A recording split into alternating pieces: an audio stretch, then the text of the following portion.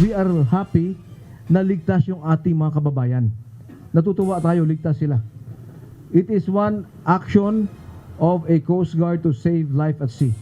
It will not erase the hundreds of coercive and aggressive actions done in the past. Iginiit ng Armed Forces of the Philippines na hindi mabubura ng isang rescue operation ang daan-daang insidente ng agresibo at iligal na presensya ng China sa West Philippine Sea.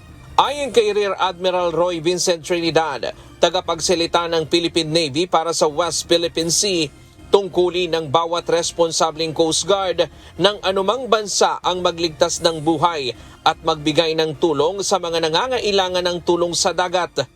Actions like this are what are expected of responsible Coast Guards around the world, regardless of nationality. We would like to look at this as every mariner, every Coast Guard is mandated to render assistance to fellow mariners, regardless of creed, regardless of flag, regardless of nationality. Ani Trinidad, kung labis na bibigyang diin ang naturang rescue, mawawala ang tunay na layunin ng pagtulong at maaari itong magamit bilang propaganda lamang. We do not expect any further announcements that would highlight such rescue because it is expected.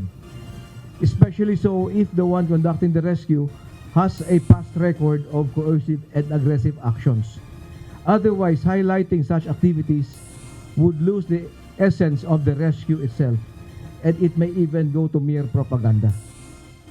Ito dapat ang trabaho ng mga Coast Guard, tumulong at to implement safety of life at sea, hindi gumawa ng coercive and aggressive actions. Ang Chinese Coast Guard vessel na tumulong sa mga tripulante ng MV Devon Bay ay kabilang sa mga flotilya na iligal na nananatili sa loob ng Exclusive Economic Zone ng Pilipinas, partikular sa paligid ng Bajo de Masinloc. Kahapon dumating sa Maynila ang BRP Teresa Magbanwa, sakay nito ang 15 tripulante ng MV Devon Bay na na-rescue ng Chinese Coast Guard at 12 ng dalawang iba pa matapos lumubog ang kanilang barko noong January 23 sa karagatang sakop ng Bajo de Masinloc. Hanggang ngayon, patuloy na pinaghahanap ang 4 pang tripulante ng barko, kabilang na ang kapitan ng motor vessel. Ryan Lacanlale, UNTV News and Rescue.